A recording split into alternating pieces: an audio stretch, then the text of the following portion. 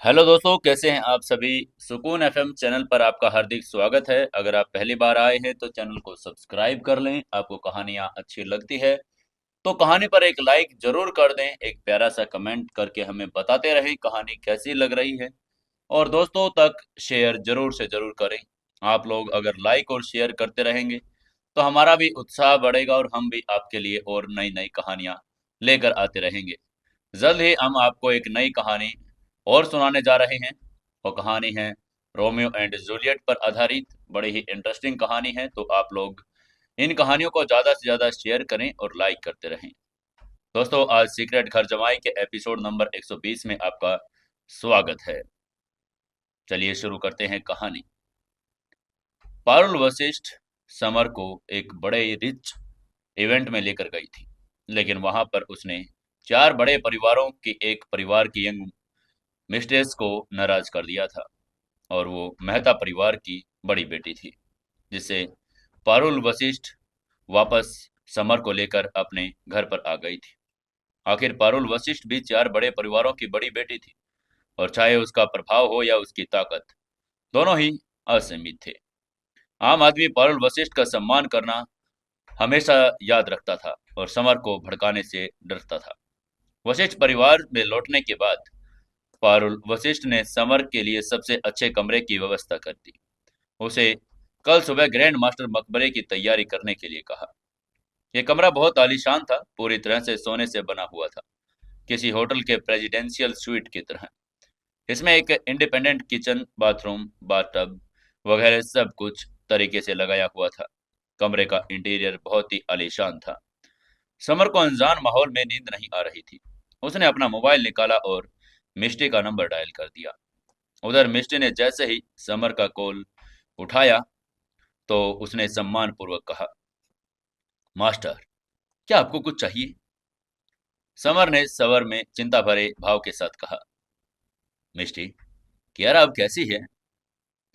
उसकी बात के जवाब में मिष्टी ने उसको कियारा की तबीयत की पूरी न्यूज देते हुए कहा, मास्टर, कियारा दीदी अभी भी कोमा में है, लेकिन डायरेक्टर दिलीप सेठी ने कियारा दीदी को सबसे अच्छा ग्लूकोज और न्यूट्रिएंट सॉल्यूशन से इलाज कर दिया है। उनका चेहरा अभी जितना पीला नहीं रहा और काफी बेहतर हो गया है। उसकी बात सुनकर समर ने सिर हिलाया और आगे पूछा, मिष्टी, हॉस्पिटल में कोई गड़बड़ करने के लिए तो नहीं आया ना? मिष्टी ने तुरंत जवाब देते हुए कहा, मास्टर, आपके जाने के बाद कुछ अज्ञात लोग कियारा दीदी का अपहरण करना चाहते थे, लेकिन शैडो ग्रुप टीम ने उन्हें मार डाला। समर ने तिरस्कार भरे चेहरे के साथ कहा, वेरी गुड। कियारा की भी देखभाल करना मुश्किल होगा। शैडो ग्रुप टीम से कहो, अगर कोई कियारा को नुकसान पहुंचाने की कोशिश करे तो उसे बिना किसी दया के मार डालो। समर अब ब्लैक क्रो वाइन की तलाश में ग्रैंड मास्टर मकबरे की तरफ जा रहा था, इसलिए वो कियारा के पास नहीं रुक सकता था। उसके दुश्मनों की हिम्मत कैसे हुई कि उसकी गैर हाजिरी में कियारा को कोई नुकसान पहुंचाने की कोशिश करे। इससे समर बहुत क्रोधित हुआ और उसने ग्रैंड मास्टर मकबरे से वापस आकर उन सभी को मार डालने की कसम खाई। समर बहुत दयालु हुआ था। वो अपने दुश्मन को जाने नहीं देता था और उसे खत्म कर देता था। वो समझता था कि दुश्मन को मारना जरूरी है, सिर्फ मरे हुए का बदला नहीं ले सकते। समर ने मिस्टी से फोन पर बात की और उसे कियारा की एनाटॉमिकल पोजीशंस के बारे में पता चला। इससे उसके दिल को थोड़ी राहत मिल गई थी। समर बहुत देर तक बिस्तर पर पड़ा रहा और उसे नींद नहीं आ रही थी। वो कियारा की छोटी छोटी बातों को ज्यादातर याद कर रहा था, लेकिन कियारा के बारे में सोचते सोचते उसको नींद भी आ गई और उसे पता भी नहीं चला। समर ने सपने में कियारा का सपना देखा। उन दोनों ने शादी कर ली और दुनिया भर के लोग उन्हें आशीर्वाद देने आए। उसने आशीर्वाद लिया और कियारा के लिए एक वर्ल्ड लेवल शादी ऑर्गेनाइज की थी। सपना बहुत छोटा था। जब वो कियारा को अंगूठी पहनाने ही वाला था, दरवाजे पर दस्तक से उसकी नींद खुल गई। समर ने थोड़ा परेशान होकर आंखें खोली। वो कियारा को अंगूठी देने ही वाला था। इससे दुल्हन खुश होती, लेकिन अचानक किसी ने दरवाजा खटखटा दिया। समर ने अनिच्छा से दरवाजा खोला। उसके चेहरे पर गहरा असंतोष साफ झलक रहा था। इस बार मनावर वशिष्ठ बाहर खड़ा था। समर ने मनावर वशिष्ठ की तरफ देखा और परेशान चेहरे से कहा, इतनी सुबह सुबह तुम्हें क्या चाहिए? दूसरों के खूबसूरत सपनों में खलल क्यों डालते घूम रहे हो? वो शुरू से ही मुनावर वशिष्ठ को देखना भी नहीं चाहता था और अब उसकी दस्तक ने कियारा की अंगुली में अंगूठी पहनाने का सपना भी तोड़ दिया था। इससे वो और भी ज्यादा परेशान हो गया था। उसकी बात सुनकर मुनावर वशिष्ठ ने ठंडी मुस्कान के साथ कहा, मेरी कजिन बहन ने तुम्हें मुझे बाहर लेकर आने को कहा था। हमारी टीम ग्रैंड मास्टर मकबरे पर जाने वाली है। अगर तुम भूल नहीं गए हो तो चलो। मुनावर वशिष्ठ की बात खत्म होते ही वो मुड़कर चला गया। समर को पूरी तरह से नजरअंदाज करते हुए वो एक घमंडी आदमी था और जिसे समर की जरा भी परवाह नहीं थी। समर ने अपनी आंखों में तिरस्कार भरे भाव के साथ कहा, अरे तुम इतने घमंडी क्यों हो? आह भरते हुए समर अपने कमरे में वापस गया। कपड़े पहनकर नहा धोकर बाहर मार्शल आर्ट एरिना की तरफ चल पड़ा। जब समर मार्शल आर्ट एरिना में पहुंचा तो पारुल वशिष्ठ पहले ही से वहां इंतजार कर रही थी।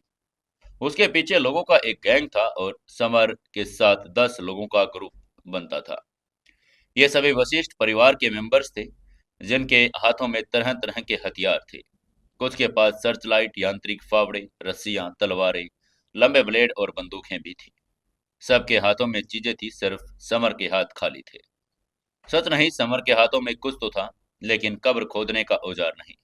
वो एक तलवार थी और उसकी रेड फायर तलवार, जो हमेशा उसके साथ रहती थी।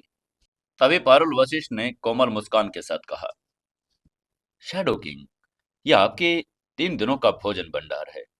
ग्रैंड मास्टर मकबरे में प्रवेश करने के बाद हमें खाने के लिए वहां कुछ भी नहीं मिलेगा।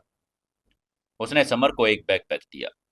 ये एक नीले रंग का सोल्जर बैग था और यह आकार में छोटा था, लेकिन बहुमुखी था। इसके अंदर बिस्किट, वेफर, छटकेदार मिनरल वाटर और बहुत कुछ भरा हुआ था। ये खाद्य पदार्थ ऊर्जा वाले थे। पहला, ये पर्याप्त ऊर्जा प्रदान करते थे और दूसरा, मानव शरीर के लिए इनका पोषण बहुत उच्च था। सभी को खाना जरूरी था। अगर किसी के पास खाने के लिए कुछ न हो तो ये बड़ी मुसीबत हो सकती थी। ये खाने की चीजें यात्रा और कब्र में प्रवेश के लिए जरूरी भी थी। पारुल वशिष्ठ ने सबके साथ नाश्ता किया और हेलीकॉप्टर से ग्रैंड मास्टर मकबरे की तरफ चल पड़े। वशिष्ठ परिवार मुंबई के 4 एंशियंट मार्शल आर्ट परिवारों में से एक था। उनका इतिहास हजारों साल पुराना था, इसके लिए उनके पास अपना हेलीकॉप्टर होना कोई आश्चर्य की बात नहीं थी। बेशक हेलीकॉप्टर जैसी किसी भी चीज को वशिष्ठ परिवार का कोई मेंबर उड़ाएगा। किसी भी गुप्त और इम्पोर्टेंट चीज को परिवार के मेंबर द्वारा ही संभाला जाना चाहिए। बाहरी लोगों को इसके बारे में पता भी नहीं होना चाहिए था। पारुल वशिष्ठ भीड़ को साथ लेकर विमान में चढ़ गई और समर को अपने पास बैठा लिया। इससे बाकी के सब लोग जलन महसूस कर रहे थे, खास तौर पर बनावर वशिष्ठ, जिसकी आंखें जलन और ईर्ष्या से भरी हुई थी। वो समर को छुपी हुई नफरत से देख रहा था। हालांकि मनावर पारुल वशिष्ठ का चचेरा भाई था, फिर भी उसके मन में गंदे विचार थे।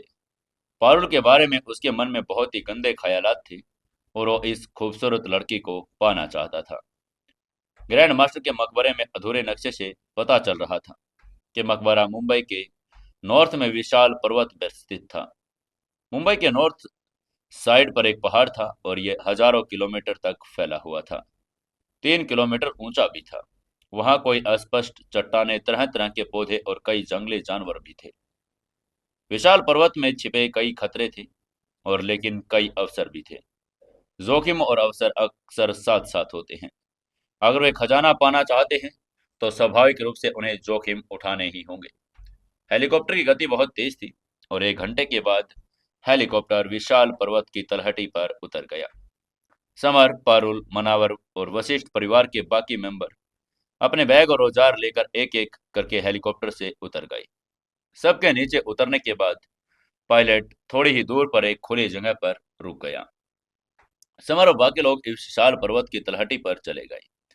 पर्वत की तलहटी में पहले से जमा हुए बहुत सारे लोगों की वजह से उनका चेहरा बदल गया। एक मोटे अनुमान के अनुसार कम से कम 100 लोग आए थे। खास बात यह थी कि 100 से ज्यादा लोग मार्शल आर्ट फाइटर थे। उनमें से कोई भी आदमी साधारण तो बिल्कुल भी नहीं था। हर कोई एक पावरफुल आभा भी बिखेर रहा था। समर की आंखें अचानक तेज हो गईं, क्योंकि लोगों के इस ग्रुप में उसने कई जाने पहचाने चेहरे भी देख लिए थे। बेशक ये जाने पहचाने चेहरे समर के दोस्त नहीं बल्कि उसके दुश्मन थे। समर ने विशाल पर्वत की तलहटी में बहुत से लोगों से मुलाकात की, जिनमें मुंबई के 4 महान एंशियंट मार्शल आर्ट परिवारों के मेंबर्स भी शामिल थे, जैसे रोहित और आशीष, पल्लवी मेहता, विनय मेहता आदि। निश्चित रूप से 4 महान परिवारों के लोगों के अलावा कुछ अन्य प्रभावशाली एंशियंट मार्शल आर्ट सेक्ट भी थे, जैसे कि crimson blood sect, cold blood sect और घोस्ट किंग पहले से हेल किंग भी आया था। हेल किंग, यह आदमी सच में आया था और उसके दो साथी भाई ब्लैक मैन और व्हाइट मैन पहले ही समर के हाथे मारे जा चुके थे, लेकिन हेल किंग बचकर भाग चुका था। ऊपर बताए गए सभी लोग समर के दुश्मन थे और इन दुश्मनों के अलावा समर के दोस्त भी यहाँ आए थे, जैसे कि फ्लेरी एम्परर सेक्ट की शिवांगी। ग्रैंड मास्टर मकबरे की खबर के बाद न सिर्फ इंडिया के लोग बल्कि थाई बॉक्सिंग चैंपियन गुआओ, रूसी किलर्स कैंप तुलुत और ताकतवर विदेशी भी आए थे। वे सभी ग्रैंड मास्टर मकबरे के खजाने के लिए लड़ना चाहते थे। अचानक एक डरावनी नजर उस पर पड़ी। उस आंख में एक खूनी इरादा झलक रहा था। समर ने गौर से देखा, यह किलिंग इंटेंट एक महिला का था, जो दिखने में सुंदर, दुबली पतली और लंबी थी। हालांकि वो समर को जानलेवा नजरों से देख रही थी। कितनी अजीब बात है, मैं तो उस औरत को जानता भी नहीं, फिर भी वो मेरे प्रति इतनी खतरनाक किलिंग इंटेंट क्यों रखती है। समर उस औरत को देख रहा था और उसकी आंखें संदेह से भरी हुई थी। वो समझ नहीं पा रहा था कि आखिर यह नफरत किस वजह से थी। तभी पारुल ने समर के पास आते हुए पूछा, शैडो किंग, वो महिला रीमा है जो आयरन फिस्ट सेक्ट की यंग मिस्ट्रेस है। क्या तुमने उसे पहले भी इंसल्ट किया है? उसने भी महिला की किलिंग इंटेंट को महसूस कर लिया था। उसकी बात सुनते ही समर ने थोड़ी भौहें चढ़ाई। आखिरकार उसे समझ आ गया कि ये किलिंग इंटेंट कहाँ से आया है। उसने आयरन फिस्ट सेक्ट के यंग मास्टर और रीमा के छोटे भाई रमन को मार डाला था और वो बदला लेने के लिए उसे अब मारना चाहती थी। इसलिए समर ने फुसफुसाते हुए कहा, अरे ऐसा लगता है कि मेरे बहुत सारे दुश्मन हैं यहाँ। वो थोड़ा उदास महसूस करने लगा। जब समर ग्रैंड मास्टर मकबरे पर आया, तभी उसे महसूस हुआ कि उसके कितने दुश्मन हैं, जितने उसने पहले कभी महसूस नहीं किए। हर दुश्मन बहुत ताकतवर भी था। बेशक ज्यादातर एंशियंट मार्शल आर्ट के फॉलोअर्स के पीछे लगभग 10 लोगों का एक गैंग चला आ रहा था। ग्रैंड मास्टर मकबरे में प्रवेश करने के लिए गैंग में न तो बहुत ज्यादा और न ही बहुत कम लोगों की जरूरत थी। 10 लोगों का गैंग ही सही था। कुछ लोग एक बड़ा गैंग लेकर आए थे, जबकि कुछ अकेले भी आए थे। उदाहरण के लिए थाई बॉक्सिंग चैंपियन गुआओ अकेला आया था, जबकि रूसी किलर तुलुत अपने साथ 9 किलर्स को लेकर आया था। समर को देखकर शिवांगी और गुआओ दोनों आ गए। वे दोनों समर के दोस्त थे और उनके बीच अच्छे संबंध थे। शिवांगी फ्लोरी एम्परर सेक्ट की यंग मिस्ट्रेस थी और उसके पीछे फ्लोरी एम्परर सेक्ट के 9 फाइटर भी आए थे। ये सभी यंग थे, उनमें से प्रत्येक हाई हेवन किंगडम लेवल का फाइटर था। यह कहना जरूरी था कि इंडिया के सबसे पावरफुल प्रभावों के कारण एम्परर सेक्ट में कई और भी पावरफुल फाइटर्स थे।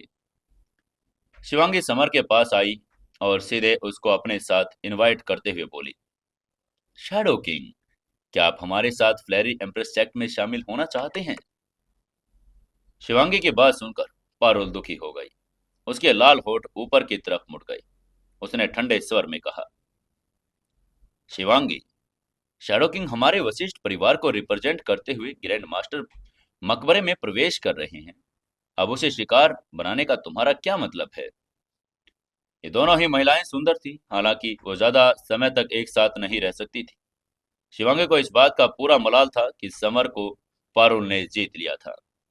तभी शिवांगी ने हल्के से मुस्कुराते हुए कहा, पारुल वशिष्ठ, मुझे भी शैडो किंग में इंटरेस्ट है। क्यों ना हम साथ में मिलकर काम करें। भले ही शिवांगी पारुल से नफरत करती थी, लेकिन वो केवल समर के साथ अपने रिश्ते के कारण ही सद्भावना दिखा रही थी। शिवांगी को अच्छी तरह पता था कि समर कितना पावरफुल है। पारुल वशिष्ठ ने अपनी भौहें सिकोड़ी और कॉन्ट्रैक्ट के प्रॉफिट और लागत पर विचार किया। ठीक इसी समय आयरन फिस्ट सेंट की यंग मिस्ट्रेस रीमा को आशीष मिल गया। ऐसा लग रहा था कि एक दूसरे को पहले से जानते हैं। यहाँ तक कि उन्होंने पार्टनरशिप करने का कॉन्ट्रैक्ट भी कर लिया। टीम में 20 लोग हो गई, जिससे बाकी सब पर काफी दबाव आ गया था। रीमा और आशीष के पार्टनरशिप को देखकर अन्य ग्रुप्स ने भी आपस में पार्टनरशिप करना शुरू कर दिया। रोहित को पल्लवी मेहता मिल गई, जो दोनों मुंबई के 4 एंशियंट मार्शल आर्ट परिवारों में से एक थे। वे बचपन से एक दूसरे को जानते थे और साथ मिलकर काम भी करने लगे। कोल्ड ब्लड, जो हाई हेवन रैंकिंग लिस्ट में फर्स्ट पोजीशन पर था, ने वास्तव में घोस्ट किंग सेक्ट के हेल किंग को ढूंढ लिया। दोनों एक साथ मिलकर काम करने के लिए तैयार हो गए। डुलुथ के बारे में उन्होंने कहा था कि उन्होंने किसी के साथ काम करने की जरूरत नहीं, क्योंकि वे अकेले ही 10 किलर्स को लेकर आए थे। एक पल के लिए शिविर 4 बड़ी ताकतों में बट गया। पारुल का चेहरा थोड़ा बदल गया था। इन लोगों को अपनी अपनी ताकत अलग थी और वे अब एक दूसरे क्लीन सहयोग से भी करने लगे थे। हालांकि पारुल वशिष्ठ भी 4 महान एंशियंट परिवारों में से एक थी, लेकिन अगर पल्लवी और रोहित के साथ मिलकर काम कर रहे थे तो वह खतरे में पड़ सकती थी। अगर सिर्फ पल्लवी होती तो वह उससे नहीं डरती। समर उसके पास खड़ा था और स्वाभाविक रूप से उन संयोगों को बनते हुए देख रहा था। उसने अपनी भौहें सिकोड़ ली। ये सम्मिलित प्रभाव बहुत पावरफुल थे। अगर ये किसी दुश्मन के खिलाफ होता तो समर किसी से नहीं डरता था। वो अपने ब्लड लाइन टोटम को एक्टिवेट करके किसी हाई लेवल के व्यक्ति से लड़ सकता था। हालांकि इसके दुष्प्रभाव भी थे। एक बार समर कमजोर हो गया तो फाइटर उसे मारने के लिए काफी थे। इसलिए समर ने पारुल को समझाते हुए कहा, मिस पारुल, मुझे लगता है शिवांगी सही थी। बाकी पार्टनरशिप ग्रुप्स बहुत स्ट्रोंग है, इसलिए हमारे लिए भी पार्टनरशिप करना जरूरी है। अगर समर अकेला होता तो वो लड़कर कोई रास्ता निकाल सकता था, लेकिन अब उसे खजाने ब्लैक क्रो वाइन की जरूरत थी। उसे इसके लिए बड़ी बाकी लोगों से लड़ना था, इसलिए उसे दूसरे ग्रुप्स के साथ पार्टनरशिप करनी ही पड़ेगी। उसकी बात सुनकर पारुल ने सिर हिलाते हुए कहा, शिवांगी, मैं आपके फ्लेरी एम्पर सेक्ट के साथ काम करने के लिए सहमत हूँ, लेकिन हमें जो खजाना मिलेगा उनमें से 50-50 का बंटवारा होगा। ये सुनकर छोटे बाल झुर्रीदार माथों वाला एक युवक जो शिवांगी के पीछे खड़ा था वो ठंडे स्वर में बोला, नहीं नहीं, खजाना 30-70 के अनुपात में बंटना चाहिए। 70 हमें मिलेगा और 30 आपको। छोटे बालों वाले उस युवक का नाम रविपाल था और वो फ्लेरी एम्पर सेक्ट के मास्टर का शिष्य शिवांगी का बड़ा भाई था। फ्लेरी एम्पर सेक्ट में उसका बहुत ऊंचा दर्जा था, बहुत पावरफुल भी था वो। रविपाल के विचार में फ्लोरी एम्पर सेक्ट पारुल के साथ पार्टनरशिप चाहता था, जो वशिष्ठ परिवार को बहुत ज्यादा महत्व देता था। अगर शिवांगी ने इसका जिक्र नहीं किया होता तो फ्लेरी एम्पर सेक्ट को किसी के साथ काम करने की कोई जरूरत भी नहीं थी। उसकी बात सुनकर पारुल, वशिष्ठ और समर दोनों की भौहें सिकुड़ गई। उनकी आंखों में असंतोष था। उन्हें लग रहा था कि युवक ने खजाने का बड़ा हिस्सा हड़पना चाहता है। उसने बहुत ज्यादा मांग लिया था। तभी पारुल वशिष्ठ ने दृढ़ता से कहा, 30-70 का बंटवारा बहुत संभव नहीं है, इसे 50-50 का बंटवारा ही होना चाहिए। पारुल अपने साथ 9 लोगों को लेकर आई थी। उन्हें जो खजाना मिलने वाला था उसे ग्रुप के लोगों को भी बांटना था। अगर ग्रुप को सिर्फ 30% ही मिलेगा तो उनके बांटने के बाद बमुश्किल ही कुछ बचेगा। रविपाल ने ठंडे स्वर में कहा, हमारे फ्लेरी एम्बर सेक्ट में बहुत ताकत है, ये 70% होना चाहिए, नहीं तो कोई पार्टनरशिप नहीं होगी। रविपाल अपनी पहचान और ताकत पर भरोसा करते हुए बहुत मजबूत स्थिति में था। वह विशिष्ट परिवार को अपनी नजरों में नहीं रखता था। समर को यह बात नागवार गुजरी। उसने थोड़ा कड़क आवाज में कहा, 70% बहुत अधिक ज्यादा है। मेरे पास एक प्रस्ताव है। हम योगदान के आधार पर खजाने को बांट सकते हैं। उस समय जो लोग ज्यादा पावर का योगदान देंगे उन्हें ज्यादा हिस्से मिलेंगे। आप क्या सोचते हैं? रविपाल खुश हो गया। उसने सोचा कि समर पागल हो गया है। फ्लरी एम्परर सेक्ट को अपने आप में सबसे मजबूत था और अगर सभी खजानों को श्रमदान में बांट दिया जाए तो फ्लोरी एम्परर सेक्ट को सबसे ज्यादा लाभ होगा। हाँ, वशिष्ठ परिवार मुंबई के 4 एंशिएंट परिवारों में से एक था, पर उनके पास अविश्वसनीय पावर और सामर्थ्य भी था। हालांकि विशाल फ्रेरी एम्पर सेक्ट की तुलना में उनमें बहुत सारी कमियां थी, फिर भी रविपाल खुद आसानी से पारुल को हरा सकता था। इसलिए वशिष्ठ परिवार के विद्यार्थियों के लिए कोई समस्या नहीं होगी। रविपाल की नज़र में समर अभी शुरुआती दौर में था, लेकिन वो खुद अपने एक्सपर्ट लेवल पर था। रविपाल के कॉन्फिडेंस की अपनी वजह थी। रविपाल ने मुस्कुराते हुए कहा, चलो समर की बात सुनते हैं। हम फ्लोरी एम्प्रेस सेक्ट आपके वशिष्ठ परिवार के साथ सहयोग करना चाहते हैं। हमें मिलने वाले खजाने को योगदान में बांट दिया जाएगा। उसके स्वर में वही अहंकार था जो बड़े परिवारों में होता है, एक अनोखा गर्व जो किसी सुपर पावर से संबंधित था। शिवांगी के सीनियर भाई के रूप में उसके पास इस मामले का निर्णय लेने का अधिकार भी था। शिवांगी ने हल्के से भौहें चढ़ाई। वो शुरू में सहमत नहीं होना चाहती थी। वो जानती थी कि समर कितना ताकतवर है। हालांकि उसके बड़े भाई पहले ही मान चुके थे, इसलिए उसका विरोध करने की बहुत देर हो चुकी थी। वो सिर हिलाकर हाँ कहने के अलावा अब कुछ नहीं कर सकती थी। शिवांगी को स्वाभाविक रूप से पता था कि रविपाल कितना पावरफुल और प्रतिभाशाली है। वो हाई हेवन किंगडम लेवल के एक्सपर्ट स्टेज पर बहुत पावरफुल था। वो कोल्ड ब्लड और खिलाफ अपनी बढ़त बनाए भी सकता था, लेकिन समर ज्यादा ताकतवर लग रहा था। शिवांगी ने आ भरी। उसे लगा कि उसका बड़ा भाई एकदम सही है, बस उसे अहंकार और दूसरों को नीचा दिखाने की आदत है। ये सुनकर कि रविपाल ने लेबर डिस्ट्रीब्यूशन प्लान पर सहमति दे दी, पारुल ने के मनमोहक चेहरे पर खुशी की एक झलक आ गई।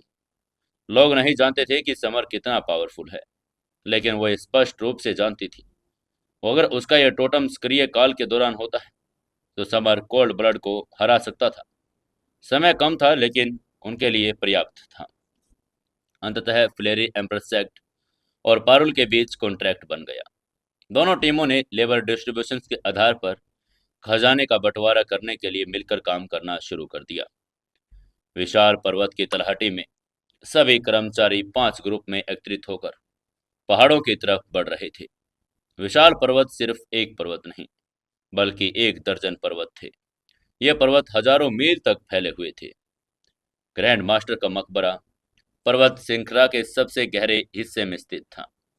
सबसे गहरे हिस्से में प्रवेश करने के लिए उन्हें कई पर्वत चोटियां, एंशियंट जंगल और दलदल और अन्य स्थानों से गुजरकर जाना पड़ेगा। पहाड़ों में ढेरों पुराने पेड़ थे, हर 10 मीटर ऊंचा और धूप से ढका हुआ। इन पेड़ों के नीचे ढेर सारे पौधे, फूल, कांटे, लताएं, सूखे पत्ते, खरपतवार वगैरह थे। ये सभी पौधे प्राकृतिक थे, न कृत्रिम रूप से उगाए गए थे, जिससे ये पेड़ बहुत ऊंचे हो गए थे। इस जगह के आसपास उगते कुछ दुर्लभ पौधे भी थे, जो बाहरी दुनिया में लगभग लुप्त हो चुके थे। बेशक इन पुराने पेड़ों, पौधों, कांटों, लताओं के अलावा वहाँ कई जहरीले भृंग जानवर आदि भी मौजूद थे। 5 समूह अलग अलग दिशाओं में गए। हर टीम के हाथ में एक नक्शा था, जो दर्शा रहा था कि ग्रैंड मास्टर का मकबरा पहाड़ों की सबसे गहरी श्रृंखला में है। बेशक इस पर्वत श्रृंखला में कुछ खजाने आवश्यक होंगे। बीच बीच में पहाड़ों में से जानवरों की दहाड़, कुछ अजीबोगरीब आवाजें आती रहती थी। ये कुछ अजीबोगरीब जानवर थे जो इस पर्वत श्रृंखला के बाहर पहले कभी नहीं दिखाई दिए थे। समर और पारुल बाईं तरफ चल रहे थे। वशिष्ठ परिवार उनके पीछे चल रहा था। शिवांगी और रविपाल दाई तरफ चल रहे थे। हालांकि दोनों टीमें एक साथ काम कर रही थी, लेकिन कर्मचारी अलग अलग थे और सड़कों के 2 अलग अलग किनारों पर चल रहे थे। हालांकि ये सहयोग जैसा प्रतीत होता था, लेकिन वे अपने दिल की गहराई में एक दूसरे पर भरोसा नहीं करते थे, क्योंकि जब एक बार कीमती खजाने को लोग देख लेंगे तो इसके लिए सब लड़ेंगे। पहाड़ों में 2 किलोमीटर चलने के बाद टीमों को एक खजाना दिखाई देने लगा। उस खजाने को देखते ही फ्लेरी एम्परसेक्ट से एक काला और पतला आदमी चिल्लाया, अरे वाह, 7 स्टार फ्रूट! वाह, मुझे विश्वास नहीं हो रहा कि कीमती 7 स्टार फ्रूट है। उसकी आंखें सदमे से भर गई थी। दरअसल एक खुली जगह के सामने एक छोटा सा पेड़ था। वो छोटे से पेड़ पर 4 लाल फल लगे हुए थे। ये सेबों की तरह चमकदार थे। अगर कोई उस पर ध्यान न दे तो देखने पर लगता कि ये जंगली सेब ही हैं। वशिष्ठ परिवार के एक विद्यार्थी को समझ ही नहीं आया और उसने कंफ्यूजन में पूछा, अरे ये 7 स्टार फ्रूट क्या है? तभी फ्लेरी एम्परसेक्ट के काले और दुबले पतले आदमी ने उसे तिरस्कार से देखा और कहा, ओह, तुम मूर्ख हो। 7 स्टार फ्रूट एक अनमोल फल है जिसमें लाइफ एनर्जी होती है। फाइटर लाइफ एनर्जी को अवशोषित करके अपनी ताकत बढ़ा भी सकते हैं। ये देखकर कि वो काला और दुबला पतला आदमी इतना कृपालु व्यवहार कर रहा था, वशिष्ठ परिवार के विद्यार्थी का चेहरा लाल हो गया। उसकी आंखें शर्मिंदगी से भर गई, लेकिन उसे सच में नहीं पता था कि वो फल क्या था। इस 7 स्टार फ्रूट के मामले में ये देखा जा सकता था कि वशिष्ठ परिवार और फ्लेयरी एम्पर सेक्ट की खूबियों में अभी कुछ अंतर था। दरअसल वशिष्ठ परिवार के लोग उस फल को नहीं पहचान पाए थे, सिर्फ फ्लेयरी एम्पर सेक्ट के लोग ही उसे पहचान पाए थे। वशिष्ठ परिवार के लोगों ने इसे पहचाना, जैसे पारुल, मन्नावर और अन्य किसी ने कुछ नहीं कहा। वशिष्ठ परिवार के अन्य मेंबर इस फल को नहीं पहचान पाए, क्योंकि वे आमतौर पर मन लगाकर अध्ययन नहीं करते थे। रविपाल ने पारुल वशिष्ठ की तरफ देखते हुए मुस्कुराते हुए कहा, ये 7 स्टार फ्रूट सबसे पहले हमारे फ्रेरी एम्बर सेक्ट ने खोजा था, इसलिए मुझे लगता है वे फल हमारे होने चाहिए। पारुल वशिष्ठ ने भौहें चढ़ाई और उसके कोमल चेहरे पर असंतोष के भाव उभर आए। उसने मन ही मन में कहा, तुम्हें पता होना चाहिए कि 7 स्टार फ्रूट दूर ज्यादा है नहीं। न सिर्फ फ्लेरी एम्पर सेक्ट के लोगों ने उसे देखा, बल्कि वशिष्ठ परिवार ने भी उसे देखा। सिर्फ इसलिए कि फ्लेरी एम्पर सेक्ट वो काला दुबला पतला आदमी पहले चिल्ला पड़ा, इसका मतलब यह नहीं कि वो फल तुम्हारा हो गया। पारुल ने उसकी तरफ देखते हुए कहा, रविपाल, हमने भी 7 स्टार फ्रूट देखे, कुछ 4 फल हैं। चलो इन फलों को आधा आधा बांट लेते हैं। रविपाल ने अपना सिर हिलाया और कहा, यह काम नहीं करता। समर ने बस इतना कहा कि जिसे खजाना मिलेगा वो उसे मिलना चाहिए, जिसने सबसे अधिक योगदान दिया। काले पतले आदमी ने पहले पुकारा, इसलिए खजाना निश्चित रूप से हमारा है, क्योंकि आपने इसे नहीं पुकारा। क्या बकवास है यार ये। रविपाल कितना बेशर्म है। समर और वशिष्ठ परिवार के विद्यार्थी के चेहरे लाल हो गए, क्योंकि वो सचमुच में निराश हो गए थे। उन्होंने शुरू में सोचा था कि फ्लेरी एम्पर सेक्ट के साथ सहयोग करने से उन्हें कुछ खजाना मिलेगा, लेकिन जब उन्होंने पहले खजाना देखा तो उन्हें उम्मीद नहीं थी कि फ्लेरी एम्पर सेक्ट ने सारा खजाना लूट लिया। पारुल, वशिष्ठ और समर नाखुश थे, लेकिन वे दोनों टीमों के बीच के रिश्ते को कमजोर नहीं करना चाहते थे। उन्हें फ्लेरी एम्पर सेक्ट को 7 स्टार फ्रूट लेकर जाने की अनुमति देनी पड़ी। ये एक छोटा सा फलदार पेड़ था और उस पर सिर्फ 4 लाल 7 स्टार फ्रूट थे, जिनसे मनमोहक खुशबू भी आ रही थी। 7 स्टार फ्रूट के लिए सबसे पहले चिल्लाने वाले काले और दुबले पतले आदमी ने फ्लेरी एम्पर सेक्ट की तरफ से 7 स्टार फ्रूट तोड़ने के लिए आगे बढ़ा। वो लाल रंग के छोटे फल वाले पेड़ के पास आया और लाल फल लेने के लिए अपनी हथेली आगे बढ़ा दी। जैसे ही उसने काले और दुबले पतले आदमी ने 7 स्टार फ्रूट को छुआ, उसने अचानक एक दर्द भरी चीख मारी। ओह! एक सफेद सांप अचानक पत्तियों से निकला और उसकी कलाई पर काट लिया। उस सांप को देखते ही एक लड़के ने धीरे से कहा, अरे ये क्या? ये रेड स्केल्ड वाइपर है। आसपास के सभी लोग आश्चर्यचकित हो गए थे। उनकी आंखों में भय का भाव था। रेड स्केल्ड वाइपर बहुत जहरीला था। इसके काटने से 10 मिनट के अंदर मौत हो जाती थी। उस काले और पतले आदमी का ध्यान केवल 7 स्टार फल तोड़ने पर था। उसने उस फल के पेड़ पर मौजूद रेड स्केल्ड वाइपर पर ध्यान नहीं दिया। उस काले और दुबले आदमी को उस रेड स्केल्ड वाइपर को काटता देखकर ज्यादातर लोग हक्के बक्के रह गए थे। सिर्फ रविपाल ने तुरंत प्रतिक्रिया दी। उसका शरीर बवंडर की तरफ घूम गया। तुरंत उस काले और दुबले पतले आदमी के सामने वो चला गया। स्नैप!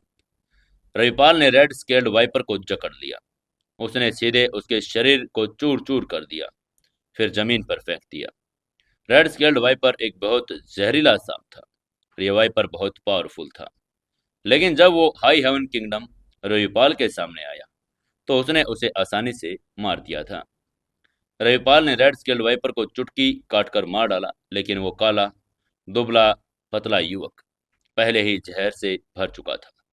उसके पूरे शरीर पर लाल नसें दौड़ने लगी। बस यही था वाइपर के जहर का असर, और वो कुछ ही समय में मर जाएगा। रविपाल का चेहरा भी अचानक बदल चुका था।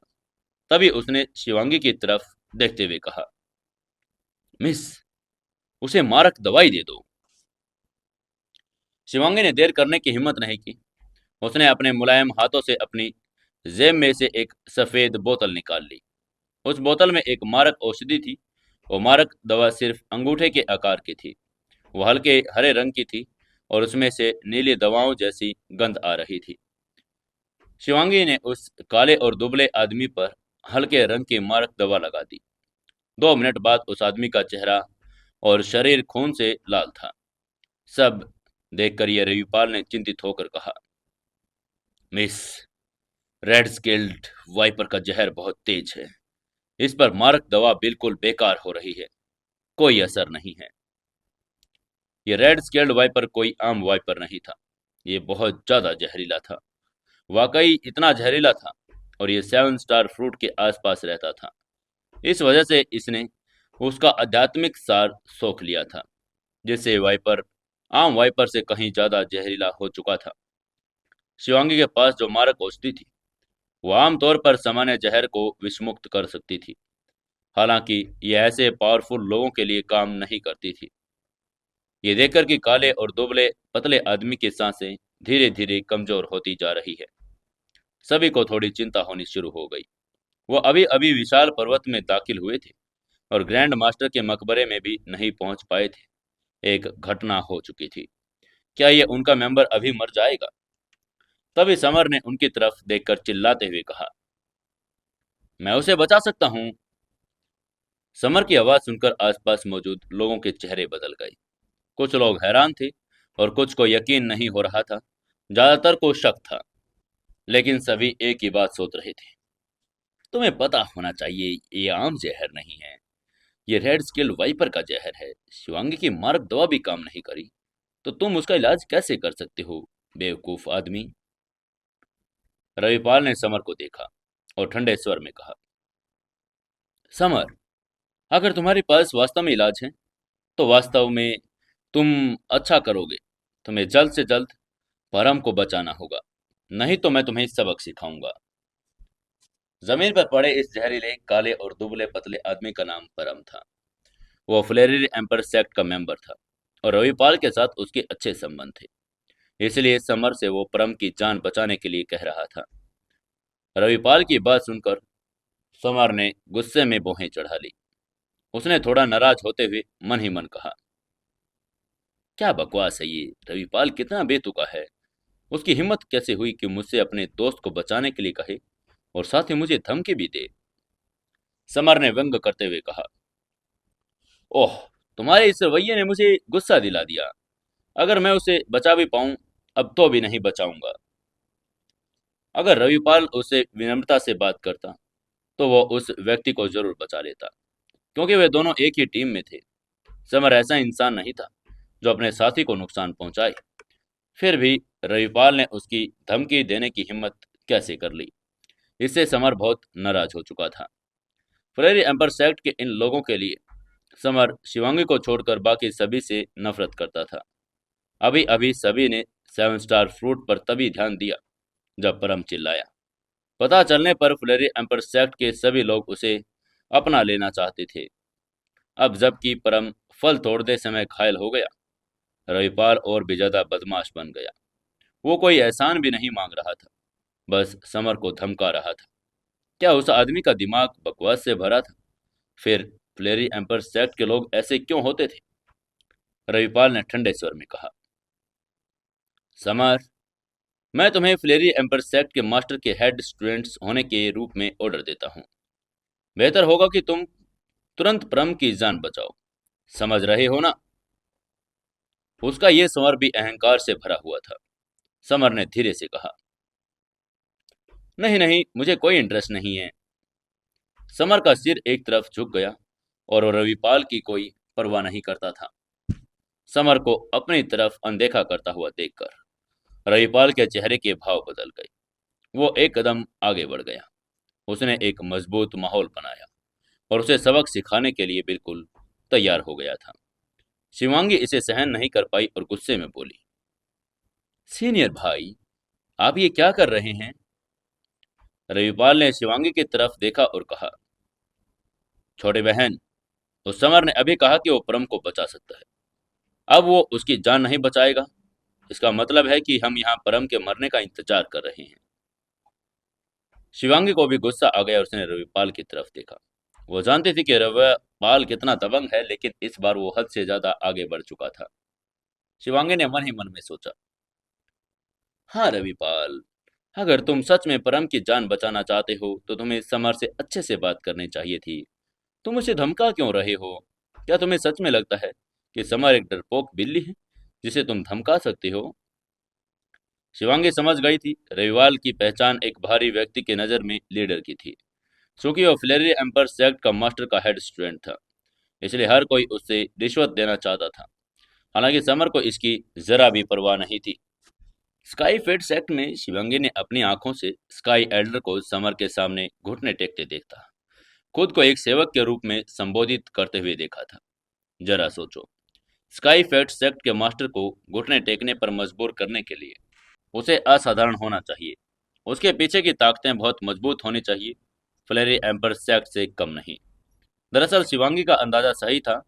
एक बार समर 10 दानव किंगों को इकट्ठा कर ले तो वो निश्चित रूप से इंडिया पर शासन करेगा। एक समय था जब भारद्वाज परिवार के थर्ड यंग मास्टर 10 दानव किंगों के एक ग्रुप का नेतृत्व करते थे। उन्होंने इंडिया के सभी प्रांतों पर कब्जा कर लिया था, अनगिनत फाइटर्स को परास्त कर दिया था। उनकी विजय प्रभावशाली थी। शिवांगी ने अपनी पतली पलकें झपकाई और फुसफुसाते हुए समर से कहा, शैडो किंग, ये फ्लेरी एम्पर सेक्ट की गलती है। मैं फ्लेरी एम्पर सेक्ट की तरफ से आपसे ईमानदारी से माफी मांगती हूँ। यंग मिस्टर्स, किनसे माफी मांगी आपने? ये सब पीछे खड़े फ्लेरी एम्पर सेक्ट के स्टूडेंट सदमे में थे। उनके रिएक्शंस बदल गए थे और उनके चेहरे हरे और पीले पड़ गए थे। शिवांगी फ्लेरी एम्पर सेक्ट के मास्टर की पुत्री और फ्लेरी एम्पर सेक्ट की प्रिंसेस थी। वो न केवल शिष्ट थी बल्कि उसका रूप भी सुंदर था। फाइट और विद्या दोनों ही सेक्टर्स की उसकी अद्भुत क्षमताएं थी। फ्लेरी एम्पर सेक्ट के स्टूडेंट्स के हाव भाव से पता चल रहा था कि मिस ने कभी किसी से आज तक माफी नहीं मांगी थी। समर ये पहला व्यक्ति था जिसने उसे माफी मंगवा ली थी।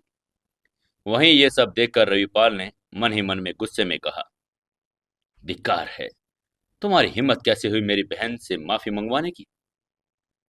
रविपाल की आंखें ठंडी हो गई थी। वो समर से बहुत असंतुष्ट दिख रहा था।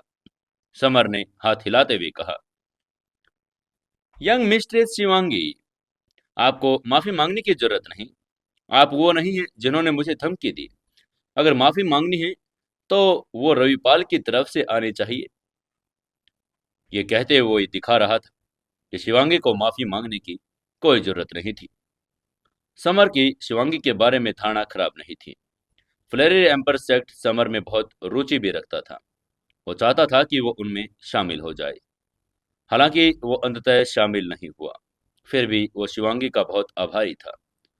जहां तक बात फ्लेरी एम्पर सेक्ट की थी, समर सिर्फ शिवांगी को ही अपना दोस्त मानता था। उसे फ्लेरी एम्पर सेक्ट के और किसी मेंबर की कोई परवाह भी नहीं थी। हर कोई शैडो किंग का दोस्त नहीं भी बन सकता था। यहाँ तक कि फ्लेरी एम्पर सेक्ट के अति अनुशासित स्टूडेंट भी इसके लायक बिल्कुल भी नहीं थे। शिवांगी ने समर को आशा भरी नजरों से देखते हुए अपने लाल होठों से कहा, शैडो किंग, पर हम हमारे फ्लेरी एम्पर सेक्ट के स्टूडेंट हैं और एक केमिस्ट भी। वो हमारे फ्लेरी एम्पर सेक्ट के लिए बहुत इंपॉर्टेंट है। प्लीज उन्हें बचा लीजिए। बिना किसी कारण के शिवांगी ने समर पर भरोसा किया। उसे लगा कि समर परम को बचाने में सक्षम होगा। शैडो किंग हमेशा चमत्कार कर सकता था। स्काई फेड सेक्ट पर शिवांगी ने सोचा था कि समर की मौत निश्चित है, लेकिन कौन जानता था समर बाजी पलट देगा और जीत जाएगा। वो अपने ड्रैगन ब्लड को जगाने और एक ही मुक्के से व्हाइट मैन को नष्ट करने में भी सक्षम था। जब समर ने शिवांगी की परम को बचाने की रिक्वेस्ट सुनी तो उसकी भौहें तन गई। अगर कोई और उसे परम को बचाने के लिए कहता तो वो उनकी रिक्वेस्ट को ठुकरा देता, लेकिन वो शिवांगी के रिक्वेस्ट को ठुकरा नहीं पाया।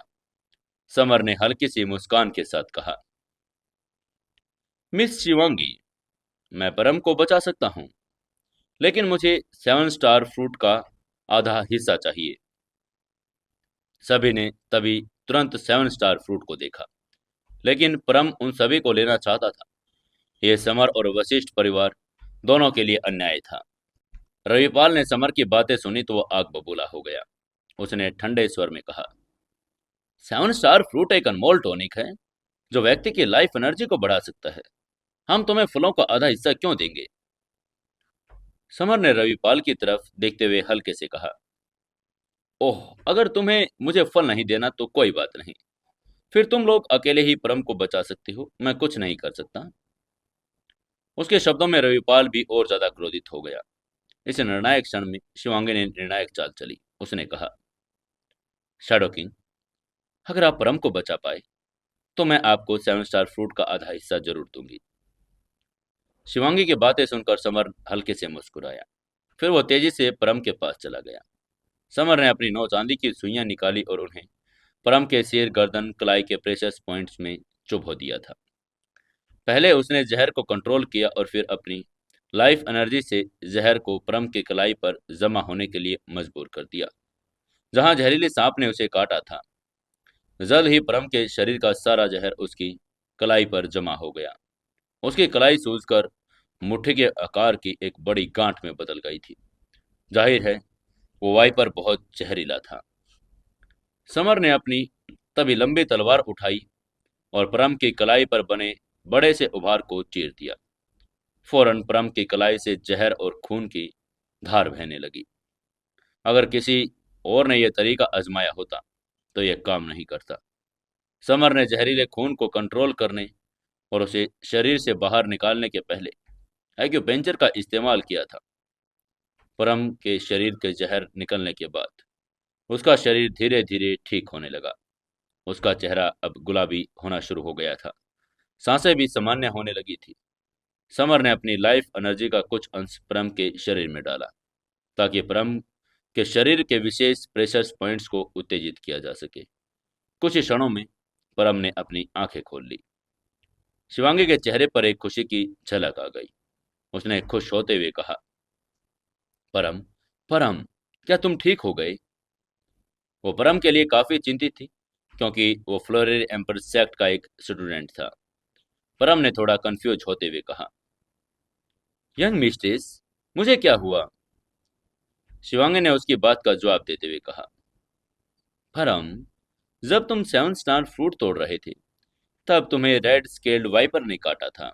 समर ने तुम्हें अभी अभी बचाया है।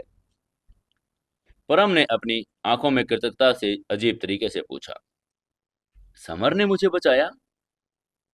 फ्लोरी एम्पर सेक्ट के अमृत मास्टर होने के नाते परम स्वाभाविक रूप से स्केल्ड वाइपर के जहर के बारे में जानता था। यह एक जहरीला सांप था जो 10 मिनट के अंदर किसी व्यक्ति को मार डालता था। उसने कभी उम्मीद नहीं की थी कि ऐसी स्थिति में समर उसे बचा लेगा। परम को एक ही समय में अजीब और कृतज्ञता महसूस हुई। उसने अभी अभी समर की ताकत का मजाक उड़ाया था। उसे उम्मीद ही नहीं थी कि कुछ ही पल के बाद समर उसी की जान बचाएगा। परम ने समर के सामने सम्मानपूर्वक झुकते हुए कहा, समर, मुझे बचाने के लिए धन्यवाद। उसकी आंखें कृतज्ञता से भरी हुई थी। परम एक किमियार और फ्लेरी एम्प्रेस सेक्ट का मेंबर था। हालांकि वो घमंडी था, फिर भी समझदार था। अपनी जान बचाने के लिए वह समर का बहुत आभारी भी था। समर ने उसका हाथ छुआ और कहा, इसकी चिंता मत करो। तुम्हारे यंग मिस्ट्रेस ने मुझे सेवन स्टार फ्रूट में से आधे के बदले तुम्हें बचाने के लिए कहा है। परम ने समर को आदरपूर्वक प्रणाम करते हुए कहा, कोई बात नहीं, तुमने मेरी जान बचाई। तुम्हारा शुक्रिया अदा करना मेरा फर्ज है। और फिर वो एक तरफ चला गया। रविपाल के चेहरे पर गुस्सा देखकर परम समर के प्रति कितना कृतज्ञ है, वो बहुत नाराज हो गया था। उसकी नज़र में परम फ्लोरी एम्पर सेक्ट का मेंबर था और उसे समर का शुक्रिया अदा करने के बजाय उसका साथ देना चाहिए था। कुल मिलाकर 4 सेवन स्टार फ्रूट थे। शिवांगी ने 2 फल लिए और बाकी 2 फल समर को मुआवजे के तौर पर दे दिए थे। समर ने लाल फल को देखते ही उत्साह से कहा, ये सेवन स्टार फ्रूट है। इसमें बहुत अधिक इम्पोर्टेड तत्व है। इसके बाद समर पारुल की तरफ देखते हुए बोला, मिस पारुल, ये लीजिए, एक फल आप ले लीजिए। उसने पारुल को 7 स्टार फ्रूट दे दिया था। पारुल ने मुस्कुराते हुए मना करते हुए कहा, शैडो किंग, ये तुम ही थे जिन्होंने परम को ठीक किया। तुम इस फल के हकदार हो, मैं इसे नहीं ले सकती। लेकिन समर ने उसको देने के लिए जिद करते हुए कहा, मिस पारुल, इसे ले लो। अगर तुम मुझे ग्रैंड मास्टर की कब्र पर नहीं लेकर आती तो मुझे यह फल नहीं मिलता। लेकिन पारुल ने फिर मना करते हुए कहा, अभी भी मैं इसको नहीं ले सकती। समर ने रिक्वेस्ट करते हुए कहा, मैं आपसे आग्रह करता हूँ, प्लीज इसे ले लो ना। ये कहते हुए उसने फल को पारुल के हाथों में दे दिया। अब पारुल केवल मुस्कुराहट और धन्यवाद के साथ समर की दयालुता को स्वीकार कर सकती थी। वशिष्ठ परिवार में हर कोई समर और पारुल को जलन से देख रहा था। फल एक खजाना था जो वास्तविक पावर को बढ़ा सकता था। समर ने 7 स्टार फ्रूट खाना शुरू कर दिया। फल का स्वाद बिल्कुल सेब के जैसा ही था, बस थोड़ा मीठा। हालांकि इसमें भारी मात्रा में इम्पोर्टेंट एनर्जी थी जो शरीर में प्रभावित होने लगी थी। समर शुरू में एक हाई हेवन किंगडम लेवल के फर्स्ट स्टेज पर था, जो सफलता के कगार पर था। 7 स्टार फ्रूट खाने के बाद उसकी लाइफ एनर्जी इतनी बढ़ गई कि वो हाई हेवन किंगडम के मिड स्टेज में चला गया था। समर ने एक्साइटेड होते हुए कहा, ओह वाह, मेरी ताकत फिर से बढ़ गई। समर अपने शरीर में पावरफुल संचारित ताकत को महसूस करके खुश हो रहा था। वह बहुत जल्द ही ग्रैंड मास्टर की कब्र पर पहुंचने वाले थे। वहां उन्हें और भी ज्यादा खतरे और दुश्मनों का सामना करना पड़ेगा, और ये समर के लिए अपनी पावर्स को निखारने के लिए एक बेहतरीन समय था। पारुल भी खुश थी। शुरुआत में वो एक हाई हेवन किंगडम के टॉप स्टेज की फाइटर थी। 7 स्टार फ्रूट खाने के बाद वो सीधे हाई हेवन किंगडम के एक्सपर्ट स्टेज की फाइटर बन गई थी। जहां तक शिवांगी और रविपाल की बात थी, वे दोनों ही हाई हेवन किंगडम के एक्सपर्ट फाइटर थे।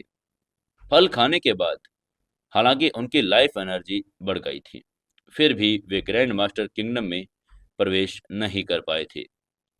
हालांकि ग्रैंड मास्टर लेवल और हाई हेवन किंगडम में बस एक लेवल का अंतर था, फिर भी वे एक दूसरे से दुनिया भर की दूरी पर थे। ये जीवन के सार का अंतर नहीं था, यह किंगडम का अंतर था। ग्रैंड मास्टर लेवल के फाइटर्स के पास अपने सेक्टर और एरिया होते थे, और वे और भी आध्यात्मिक एरिया को समझ सकते थे। यह क्षमता अत्यंत शक्तिशाली थी, और अब केवल उनके पास मौजूद लाइफ एनर्जी की मात्रा तक ही सीमित नहीं थी। जब उन्होंने देखा कि दोनों में से अपने लेवल की सफलता प्राप्त कर ली, तो सभी ने समर और पारुल को जलन से देखा। विशाल पर्वतों पर कई खजाने छिपे थे, और वो अभी अभी पहाड़ों में दाखिल हुए थे। उन्हें 7 स्टार फ्रूट मिल चुके थे।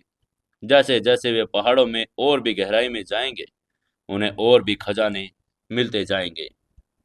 हालांकि खजानों से साथ खतरा भी था। उदाहरण के लिए, ये 7 स्टार फ्रूट की रखवाली एक वाइपर कर रहा था। ये सब समर के चिकित्सा कौशल का ही कमाल था कि परम बच गया, लेकिन वो मरने ही वाला था।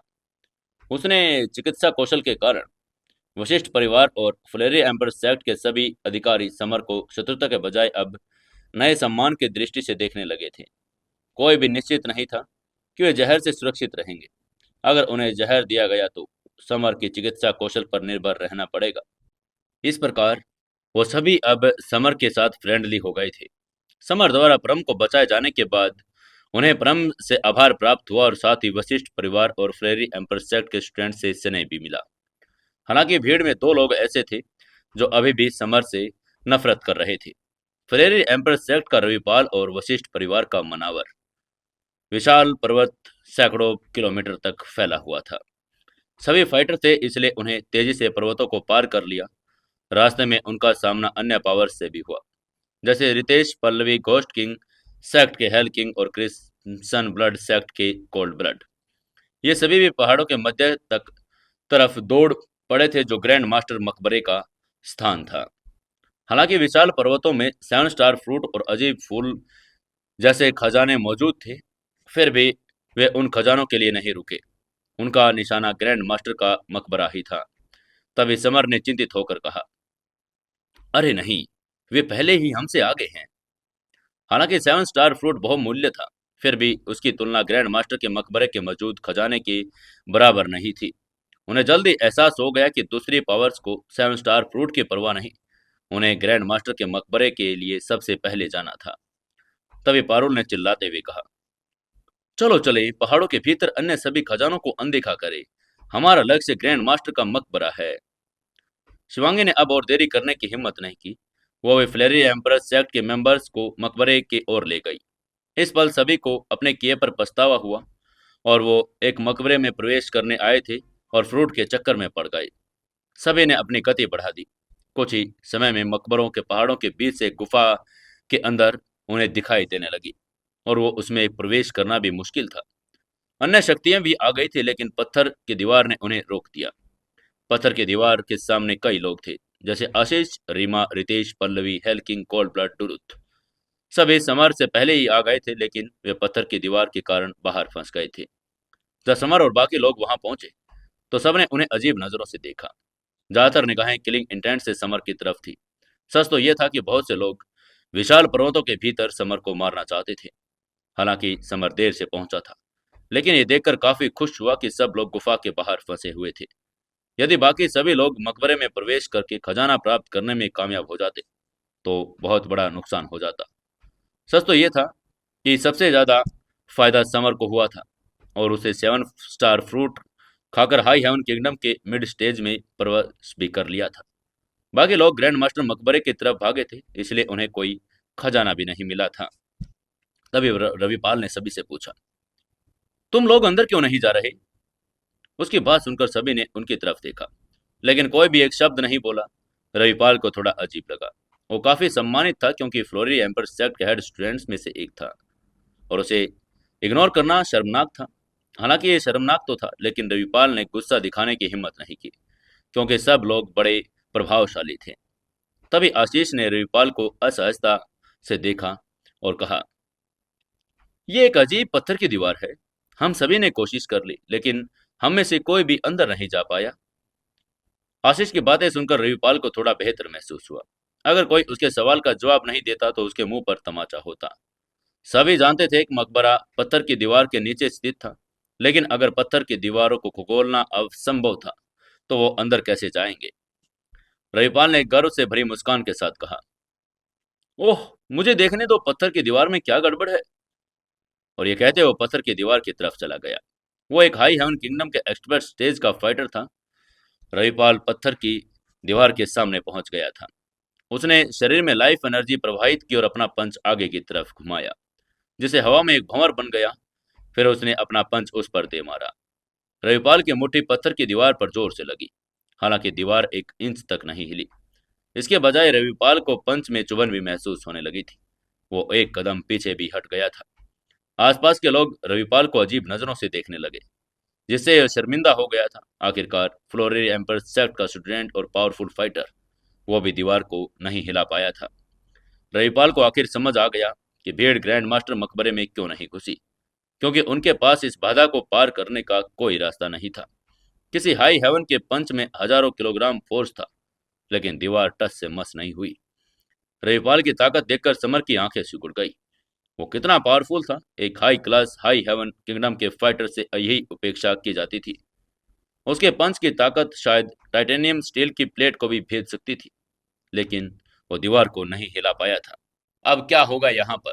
ऐसा कौन था जो दीवार को खोल पाएगा? जानने के लिए जुड़े रहिए अपनी कहानी सीक्रेट घर जमाई के साथ।